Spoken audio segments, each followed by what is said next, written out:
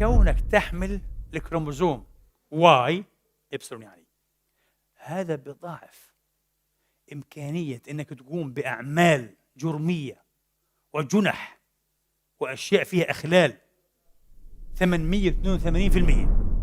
قول 900% يعني 9 أضعاف. 9 أضعاف. أنتوا فرحانين ها؟ ما عندكوش هذا كلكم عندكم إلا هن.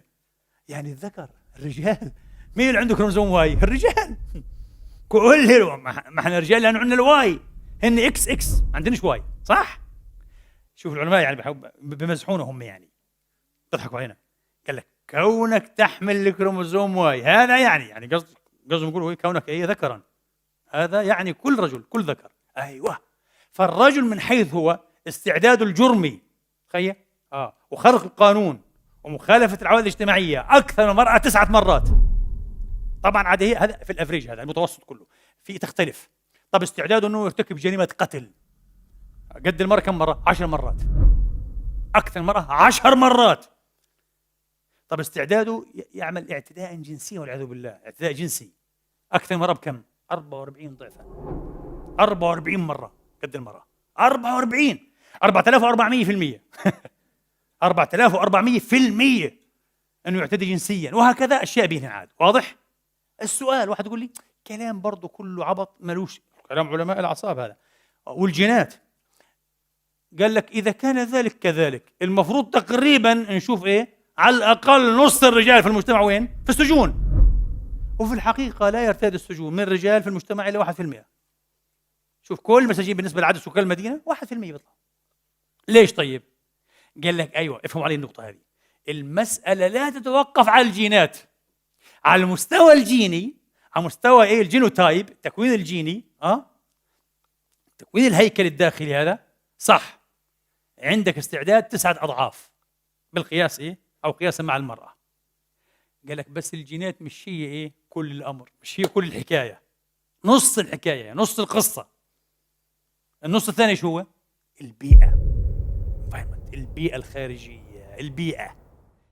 شوف تحت هذه الجمجمة في هذه الجمجمة في الداخل يوجد هذا كما قلنا لكم التكوين العجيب هذه البنية البروتونية الدهنية بوزن 1400 جرام وسطيا عند الرجال. النساء أقل طبعا بنحو 150 جراما. ما تفرحش طبعا ناقصات عقل ودين. هو قالها هو بيعترف بها. بس انتبه لما تتحدث انت عن المخ السيربريم هذا هو طبعا مثل كرة صغيرة لكن منصفة من المنتصف هيمسفيرز يقول لك نصفها كرة. الهيمسفير هذه نصف كرة شمال نصف كرة يمين مرتبطان بألياف 200,000 مليون 200 مليون ليف عصبي اسمه الجسم الثفني أو الجسم الجاسئ كوربس كالوسم. كوربس كالوسم الجسم الجاسئ هو الذي يربط الهيمسفيرز مع بعضهم. نصفي الكرة المخية نصفي الكرة المخية. انتبه هذا مهم جدا جدا. هذا عنده وظائف أيضا. وإذا انقطع بصير عندك دماغ منفصل يقول لك سبليت برين ستيت حالة الدماغ المنفصل. وبصير عندك انفصال دماغي مش انفصال سيكولوجي انفصال دماغ وقصة. هذه يحتاج إلى قصة وشرح شيء جميل جدا أيضا. على كل حال هذا الجسم الجاسئ الكوربس كالوسم عند النساء أثخن بكثير منه عند الرجال. لذلك المرأة يشتغل مخها بتآزر النصفين بطريقة أحسن من الرجل. شفتوا؟ الرجل متطرف اكستريم ده متطرف ومتطرف لصالح شمال واليمين شمال. المخ الحساب الرياضي كل شيء في مكانه. طب اللغة والدين والحب والرومانسيات والروح والغيب لا هذا اليمين. المرأة هذا أحسن عندها تخيل. وقال لك ناقصة عقل ودين. مش فاهمين الحديث احنا لازم نفهم مليح في ضوء العلم والحقائق العلمية. فعندها الكوربس كالوسم هذا أكثر كثافة. لما طبعا شرحوا دكتور هارفي هذا فعلا أخذ مخ أينشتاين وحول 240 شريحة واحتفظ به.